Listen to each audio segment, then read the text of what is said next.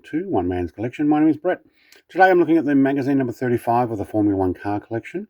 This is the Alfa Romeo 177, Bruno Giacomelli driven from 1979. What we'll do is we do get a diecast 143 scale. I will take a closer look at that towards the end of the video. So we'll go through the magazine, see what it says in this particular magazine. I'm not going to read everything in high detail, just give you a gloss over, but you can pause and read extra if you wish. So this is the 1979 season. Technical focus is on this particular car and the Alfa Romeo Auto Delta Euro Racing team, I'm guessing it is. The circuit in this particular magazine is the Kyle Lima Racing Circuit, South Africa. Don't even remember that one. First opened in 61, gets a revamp in the early 90s. No, I don't actually remember that. The story of the F1 also is 1984, third title for Niki Lauda. The long-awaited comeback. After a 28-year hiatus, Alfa Romeo returns to Grand Prix racing in 1979. Created quite a stir. The Milan-based company were the first big constructors after Renault to have a second crack at Formula One glory.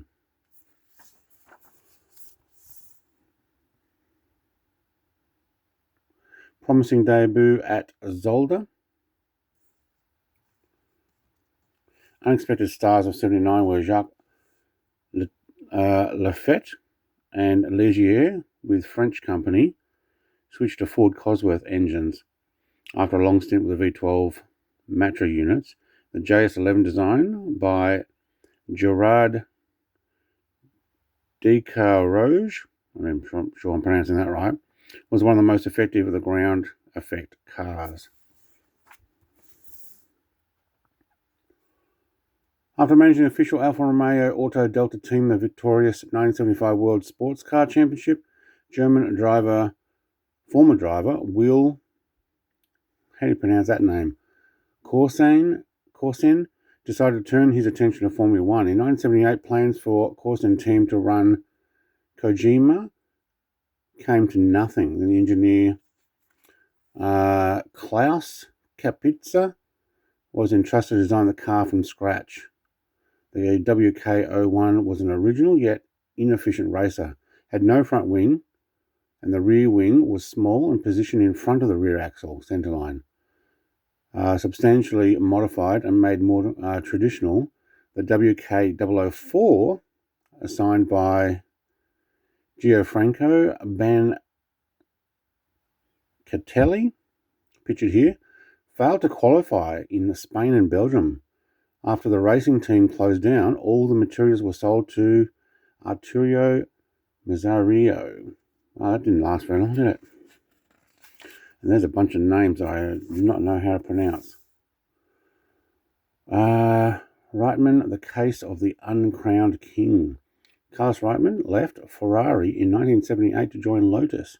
Fresh from their world title win with Mario Andretti, the Argentinian ace hoped to use the so far unbeatable Lotus 79 to win the world crown.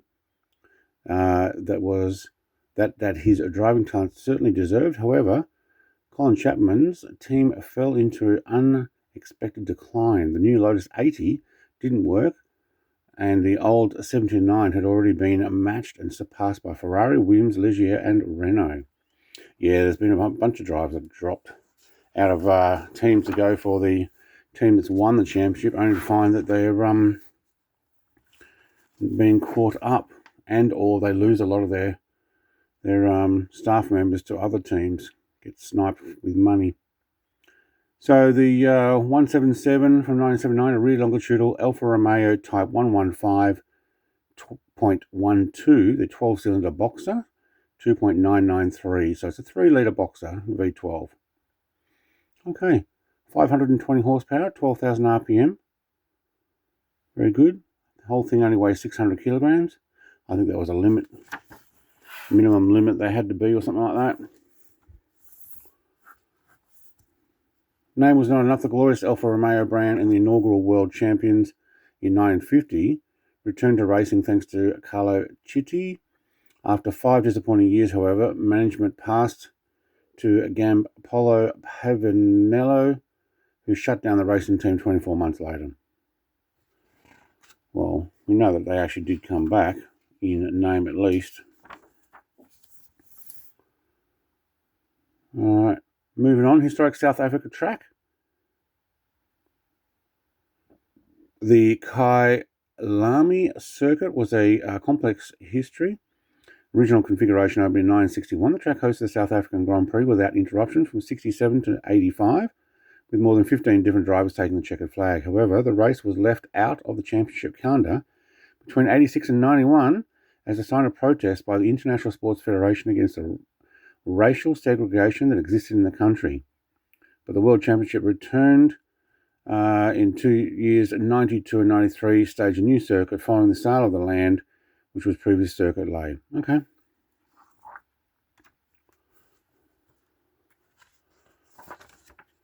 Missing a couple of pages there. Third title for Niki Lauda, decisive half point. Having returned to McLaren, Alain Prost was able to aim for the title he'd been chasing for 3 years, but he hadn't counted on his teammate. Round by round, Niki Lauda rebuffed the Frenchman's attacks and in the end prevailed by a whisker. Niki Lauda was on 72 points. Alain Prost on 71.5. 0.5 of equaling. Wow. It's amazing they even give out 0.5s. Rankings for 84 is McLaren first on 143.5. Ferrari on 57.5. And Lotus on 47. Yeah. All right, coming up in the next one is the Rubens Barrichello 2004. I do have also the Ferrari car collection magazines going through at the same time. Magazine 36 for that particular one is the F 2004 Michael Schumacher. So I actually have the number 1 and the number 2 from 2004. Obviously, the only difference is a 2 on one and a 1 on the other. So there's a matching team for the same year, which is cool. And I will have those magazines out next week together. Let's have a look at the car. Taking a closer look. Got our Goodyear tyres, sponsorship down the side, radiators, big radiators on the side there. Guessing the air intake's in there, and it pushes it through there. Yep. Look at that rear end. Exhaust pipe's sealed up, so it's not an actual hole there. Bit of a disappointment, but still, the rest of the car's okay. Not a lot of advertising, at least I'm not on top. But I think that was kind of what was the deal back there. 3 radiators on this side, 2 on that side. Okay. And from the front, big Alfa Romeo painted grille, basically to look like the car, and a Scania advertising. We also have the seat with, I don't know if I can get enough light in there. Let's use this. Try and pick it up instead of dropping it. There we go, red seat belts. Buckles are actually in there, black. We have